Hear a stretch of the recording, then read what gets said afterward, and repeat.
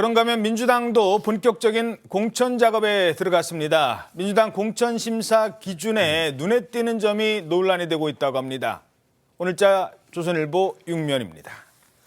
자, 민주당 공천 심사 기준을 봤더니 절대 하면 안 되죠, 이거. 음주운전.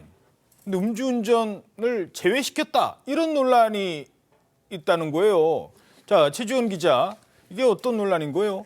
예, 이게 지금 민주당 같은 경우에는 국민 참여 경선이라고 해서요. 국민들에게 직접 어떤 경선 기준을 적용하면 좋을지 공모를 통해서 받았거든요.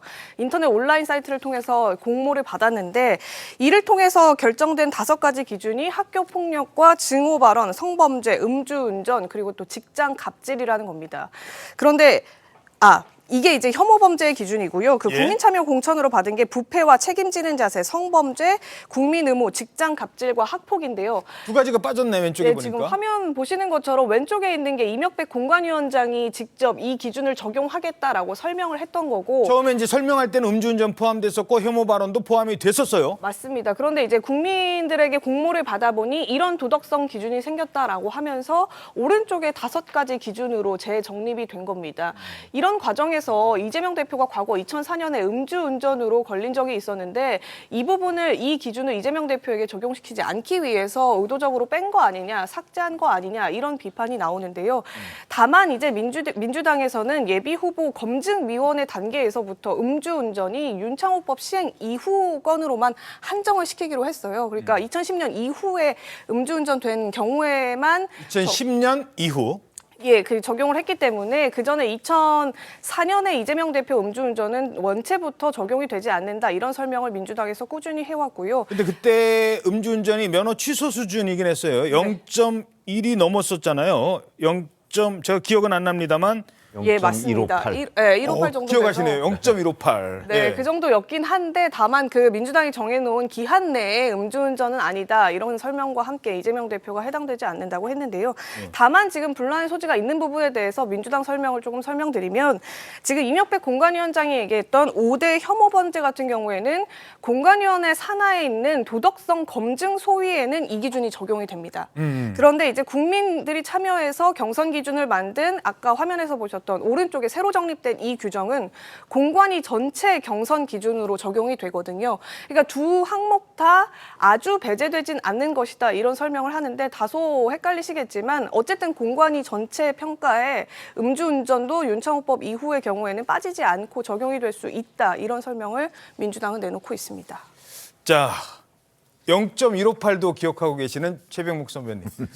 이게 또 한 번도 아니었었잖아요. 이게 논란이 계속 많이 됐던 거고 취소 수준이었고 이 부분은 어떻게 보십니까? 아니 어차피 저기에 음주운전이 들어있다고 할지라도 이재명 대표는 적용이 안 돼요.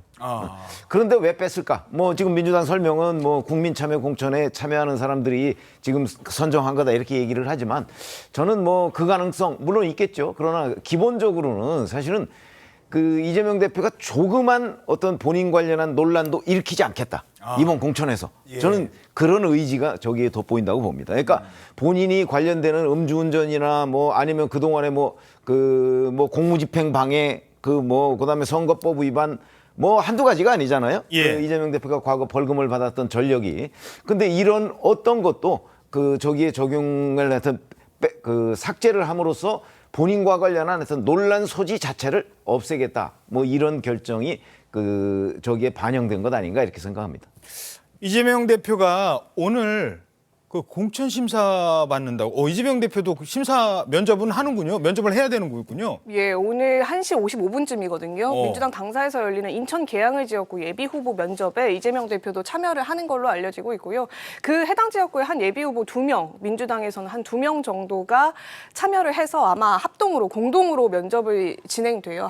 민주당에서도 이재명 대표에 도전하겠다는 사람이 있어요? 네, 2명 정도 있습니다. 그래서 한 3명이서 같이 공동으로 한 7분여 가량 면접을 볼 것 같은데 이재명 대표 쪽에서는 경선도 불사하겠다 이런 입장을 내고 있어요. 당내 경선도 치르겠다 이렇게 얘기를 하고는 있는데 다만 당내에서 경쟁력 조사를 하게 되는데 이재명 대표보다 월등히 떨어지는 상황이 더 많기 때문에 인지도 측면에서도 결국에는 경쟁력이 월등하게 한 후보가 높게 되면 그냥 단수 공천을 준다 이게 내부 규칙이라서 경선까지 치르게 되지는 않지 않을까 이런 전망이 나오고요. 경선에 드는 비용도 많다고 해서요. 아마 예비 후보가 그거를 그 돈까지 내면서 이재명 대표와 겨루고 싶어 할까 이 부분도 조금 의문스러운 부분입니다. 예, 알겠습니다. 자, 민주당 공천에서 지금 논란이 되는 사람이 있습니다. 바로 임종석 전 비서실장인데요. 요 얘기를 하면 임종석 전 비서실장 얘기를 하면 등장하는 인물이 많고 아주 복잡합니다. 이게요. 한 사람 공천의 문제가 아닌 것 같아요. 친문과 친명 간의 갈등이 될 수도 있고요.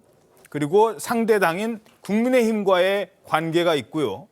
여기에 또 민주당에서 누군가를 영입하려고 하는데 그 사람 얘기도 나옵니다. 복잡합니다. 하나하나 풀어드리죠. 자, 일단 임종석을 비판하는 사람이 있어요. 임종석이 중부 성동을 나오겠다고 하니까 안 되지. 이 정권에 누가 책임 있는데 했던 게 누굽니까? 바로 그분이 옛날에 임 전 실장한테요. 장미꽃 있지 않습니까? 사랑의 상징. 사랑해서는 아니겠습니다만. 어찌됐든 장미꽃까지 선물을 받았던 이 사람과 임종석 사이의 갈등입니다.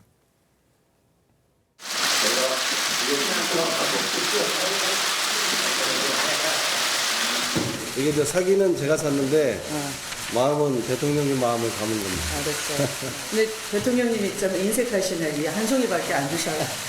이게 한 송이에 우주가 들어있는 거니까. 뭔가 저 때가 무슨 화해할 때다 뭐 이런 평가가 있던데 저 때가 언제였어요? 저게 문재인 정부 그 출발할 때입니다. 출발하면서 제가 알기로는 이제 추미애 그 당시 당 대표였거든요. 예. 근데 그 당에서 어느 뭐 인사 추천 뭐 이런 문제에 좀 관여를 하고 싶어 했었어요. 그런데 그게 임종석 대통령 비서실장이 그거를 이제 전부 다 커트를 하니까. 청와대에서 거부했군요. 그래요. 청와대에서 그렇게 되니까 이제 이 갈등이 굉장히 많았어요. 예. 그러니까 임종석 당시 대통령 비서실장이 장미꽃을 그 가지고 추미애 당대표한테 가서 이제 그거 화해를 시도하는 장면입니다. 그렇군요. 저렇게 해서 이제 마무리가 됐나 했는데 하지만 두 사람의 이 해묵은 갈등은 오늘까지도 이어지고 있습니다. 추미애 전 장관의 비판 계속하고 있잖아요. 자, 이러자 임 전 실장 이렇게 반박합니다. 야, 그렇게 얘기를 하시다니 정말 초현실적이시군요. 제가 이게 못난 집안 싸움으로 비칠 것 같아서 굉장히 자제하고 있는데 자꾸 예. 도를 넘어가시는 것 같아서 특히 추미애 전 장관께서 노무현 대통령까지 언급하면서 이야기하시는 거는 노무현 탄핵 당시가 사진처럼 남아있는 저한테는 너무 초현실적으로 들립니다. 윤석열 검찰총장이 대권 주자로 완전히 부상한 사건이 있죠. 있지요. 그게 2020년 11월에 추미애 장관 시절에 징계를 하면서 벌어진 일이에요. 무리한 징계를 당시에 하면서. 그래서 뭐 저는 기억의 편집이 너무 심한 거다. 그만하셨으면 좋겠어요.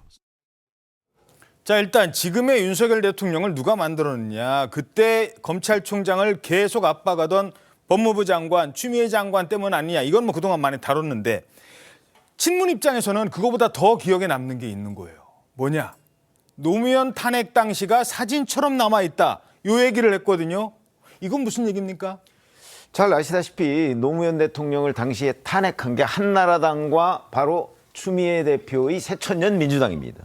그 합작으로 노무현 대통령을 탄핵을 했는데 탄핵의 역풍이 어마어마했었거든요. 그렇죠. 그러니까 이제 조금 오체투지라고 하잖아요. 그렇죠. 호남에 가서 이제 그 추미애 대표가 사죄의 삼보일배를 하고 있는 겁니다. 지금. 탄핵당한 데 앞장서서 그렇죠. 죄송합니다. 2004년 총선 직전에 총선 며칠 앞두고 지금 그 추미애 대표가 그 노무현 탄핵에 대해서 사죄한다.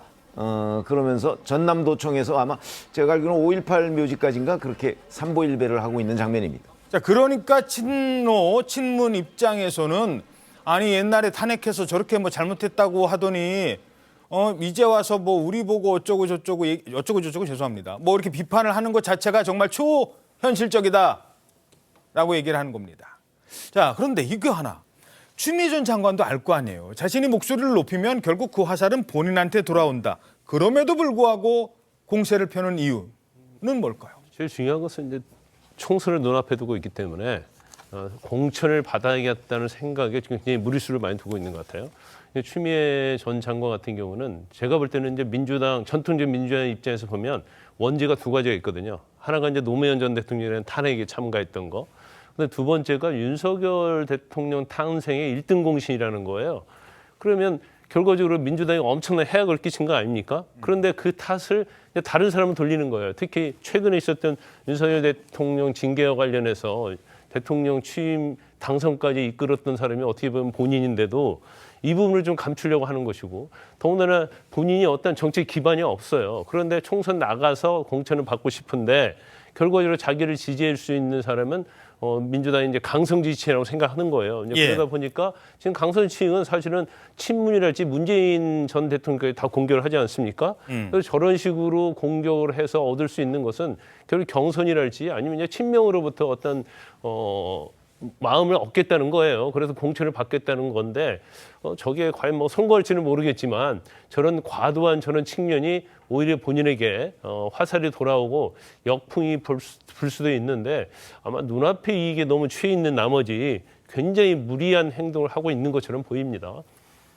자, 그렇다면 민주당에서는 이게 사실 친명 대 친문의 갈등으로 비유할 수도 있는 건데 민주당에서는 지금 어떤 얘기들이 나오고 있어요?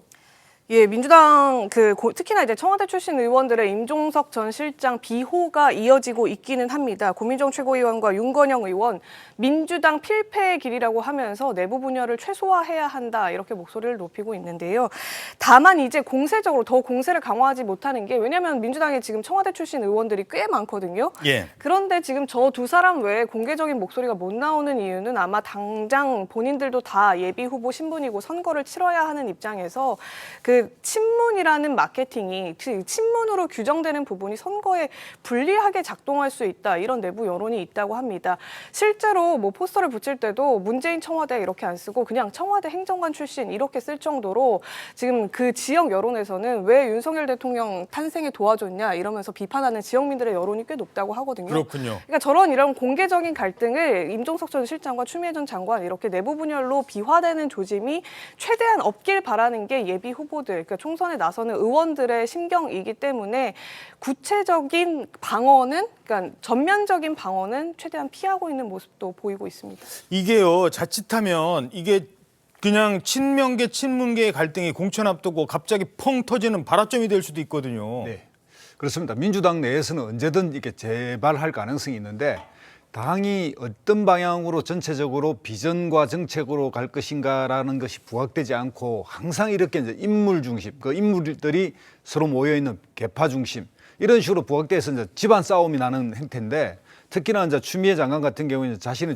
존재를 증명하기 위해서 일종의 뭐 모두까기 내지는 뭐 조금 난사하는 행태로 해서 여기저기 그냥 막 하고 자기가 했던 부분을 돌아보는 게 아니라 상대의 어떤 자기의 마음에 안 드는 또는 자기가 어떤 정치적 실현에 문제가 된다고 생각을 찍어서 비판하다 보면 그게 또 자기한테 돌아오는 이런 일이 벌어지고 있습니다. 그래서 민주당 내에서는 이런 인물 중심이나 어떤 개파나 이런 줄 세우기가 아니라 민주당이 어떤 일을 이번 총선에서 해야 되는지 그 가치 비전을 앞세워야 이런 문제가 없어진다고 생각합니다. 알겠습니다. 그런데 임종석 전 비서실장의 순환 시대가 여기서 끝이 아닙니다. 자, 두 명이 등장을 합니다. 먼저 첫 번째, 국민의힘에서 전사가 등장을 합니다. 중구 성동갑 출마를 선언한 국민의힘 윤희숙 전 의원이 도전장을 던진 겁니다. 강북 시대를 열어갈 이 지역에 586 구태 정치인이나 당대표의 방탄 2차전을 보자 할 돌격병 후보는 어울리지 않습니다. 자, 저렇게 해서 윤희숙 의원이 대항마로 나섰죠. 그래서 두 사람이 어떻게 될지는 뭐 어제도 계속 다뤘기 때문에 오늘은요, 임종석의 대항마가 윤희숙으로 간다라고 생각을 했는데 임종석이 아닐 수도 있다라는 얘기가 나오고 있어요. 자, 윤희숙은 도전장을 던졌어요, 이미. 근데 임종석은 아직 자리 못 잡았어요. 자, 두 사람이 저렇게 싸울 거다 했는데 그게 아니라 이렇게 될 수도 있다는 거예요. 갑자기 이현주 전 의원이 등장을 해요. 아니, 최병묵 의원님, 저거는 또 어떤 그림입니까? 그러니까 이재명 대표의 강성 지지층이 자 이현주 전 의원의 최근 이제 그 입당 문제가 아직 결론이 안 나지 않았습니까? 예. 그리고 이현주 전 의원이 이제 과거 친문을 굉장히 많이 비판을 했었잖아요. 예. 그 문재인 대통령을 비판했거든요. 이런 문제 때문에 지금 오히려 이재명 대표 강성 지지층은 아 그러면 이현주 전 의원을 임종석 빼내고 그 자리에 넣자. 예. 지금 이런 그 이제 청원 운동 같은 걸 하고 있는 겁니다. 어허. 그래서 이제 갑작스럽게 이현주 전 의원이 서울 중성동갑에 등장을 한 건데 이현주 전 의원은 지금 민주당 입당 절차도 아직 그 밟지 않고 있습니다. 예. 그런데도 이제 이게 이렇게 되면 이제 이거야말로 정말 친문과 친명 간의 갈등이 폭발하는 장면이 되지 않을까 저는 그렇게 봅니다. 자, 그러니까 친문인 임종석이 나온다니까 임종석은 좀 아니고 대신 친문을 비판하던 이현주를 끌어들여서 영입을 한다. 지금 요거거든요. 지금 민주당 분위기 좀 애매한데 어떻게 보세요? 그런데 저렇게 돼버리면 이제 이현주 의원이 내부 분열을 촉발시키는 예를 들어 친문 대 친명의 대결로 이번 선거를 치르겠다라는 컨셉 정도만 제시할 뿐 그 지역에서 승산이 있느냐를 또다시 따져봤을 때는 오히려 체력을 약화시키는 거 아니냐. 그러니까 지역구 선거는 보지 않고 당내를 지휘할 수 있는 당내를 이제 친명으로 좀 가져갈 수 있는 선거운동을 가져갈 수 있는 그런 용도로 이현주 의원을 활용하기 위해서 임종석 그 후보를 저격하기 위한 공천이 될 수 있는 것 아니냐 이런 우려도 지금 당내에서 나오고 있기는 합니다. 예. 그러니까 큰 판을 보지 않고 내부 싸움에만 집중한 공천이 될 수 있다 이런 비판인데요. 이런 부분 때문에 임종석 전 실장 측에서도 강하게 반발을 하고 있는 게 지역에서 경쟁력 조사를 해보면 우리가 월등히 높은데 여기가 단순히 현역 의원이 없다고 해서 전략 지역구로 선정하고 외부 인사를 여기에 전략으로 후보를 앉힌다라고 하는 것 등은 불공정한 공천이 될 수 있다 이러면서 강하게 반발을 하고 있고요. 실제로 뭐 내부적으로는 만약에 이렇게 해서 공천이 어긋나게 될 경우에는 다른 방법을 모색해 볼 수도 있다 이런 얘기까지도 지금 나오면서 일촉즉발인 상황입니다. 알겠습니다.